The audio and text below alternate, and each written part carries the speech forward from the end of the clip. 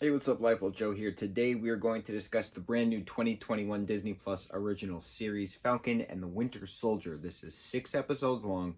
It could be its own little mini-series. There probably will be a season 2, just because it's a continuous plot point. It takes place 4 months after the blip. So Thanos snapped his fingers in 2019. According to the Marvel Cinematic Universe, everybody came back 5 years later, so 2024 is when this show starts. So Bucky now has a pardon. He has to see a therapist, a mandated therapist, to make sure he's not a homicidal maniac anymore after the Wakandans deprogrammed him to kill. Sam, didn't take Captain America's shield for many reasons, which we go through throughout the series, and Sharon Carter is still MIA since Civil War. So it really focuses around those three characters. There's a new Captain America brought out because, Sam didn't take up the shield, so Captain America still needs to be a symbol for America. So this veteran, John Walker, comes into the picture with his, co-partner Lamar, who's being dubbed Battlestar. So everyone is now focusing around the Flag Smashers, who are this terrorist group led by Karli Morgenthau, who are trying to make sure that the people who, came back aren't being prioritized over the people that have been here, blip-wise, because the people that have stayed for the 5 years that weren't, turned to ash are now being treated like second-class citizens compared to the people that did just come back. So they're helping, refugee camps and, aid and medical supplies to different people around the world. And, the movement is growing. So there's battles galore. And we go to this place called Madripoor, which is the first time we're actually seeing Madripoor in the Marvel Cinematic Universe. Awesome. It's like, I don't know, it looked like Hong Kong, but it's not Hong Kong. It's Madripoor.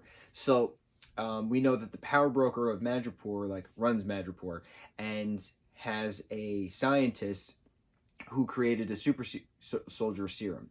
So we know that Karli Morgenthau and her Flag Smashers, some of them are super soldiers. So how is it possible that there are new super soldiers when Steve and Bucky were the last known super soldiers?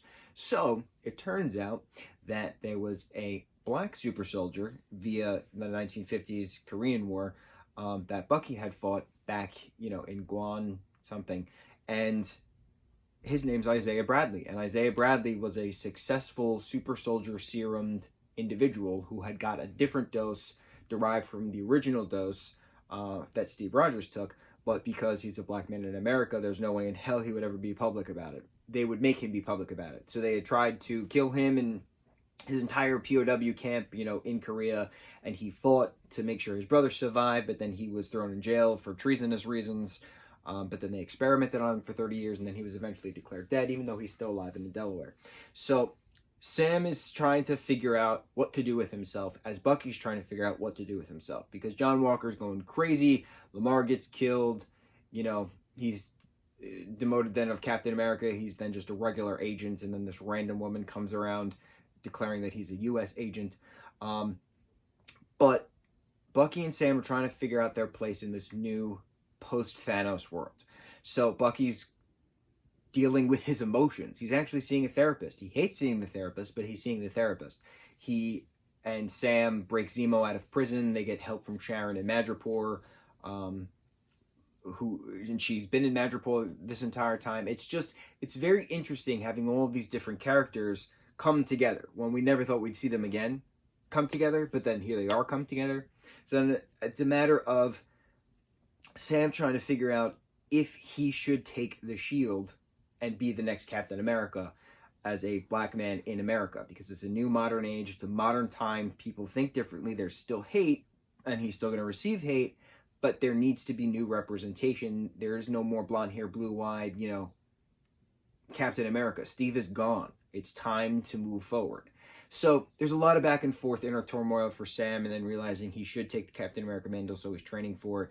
Bucky trying to make amends with different, people he's wronged over his Winter Soldier years. So what else was cool? The Wakandans coming to take Zemo. That was so awesome. So awesome seeing Ayo and the Dora Milaje. I can never say their name. taking Zemo to the raft. That was great.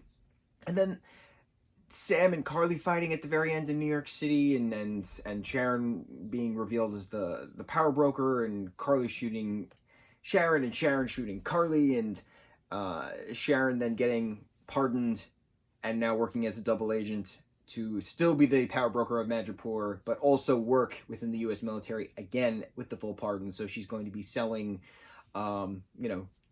government secrets and prototype weaponry and stuff like that. So this is a cool new Sharon Carter we're getting, and I'm very excited about that.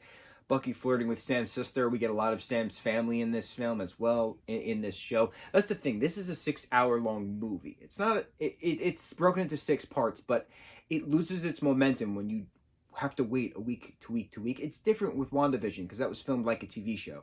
This was filmed like a 6-hour movie, and it was great. A lot of people are iffy with it, with certain things, and so many people are complaining that Sam is now the new Captain America, and I have this to say: you're racist. Deal with it. The benefit of the Marvel Cinematic Universe is that it does exactly what the comic books do. The comics change from decade to decade. There's a new writer at all the time, and there's a new version of this, and there's a new version of that. And how many Spider-Man do we have? Spider people do we have? Thousands.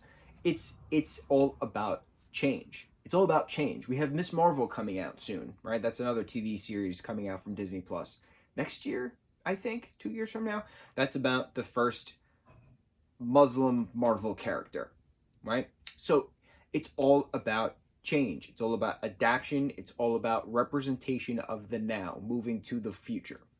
That's what's awesome about the Marvel Cinematic Universe, because it does that, and that's what's awesome about the comics, because that's what Marvel has always embraced. Diversity leads to the future, and they've always done that, and they continue to do that, and I'm so happy we're still seeing it. What did you think of Falcon and the Winter Soldier / Captain America and the Winter Soldier? Obviously, you've seen it, so let's discuss it. What were your likes? What were your dislikes? I loved it. I absolutely loved it. I've seen this series 3-4 times already. Yeah, I loved it. Good times. Mucho mahalo.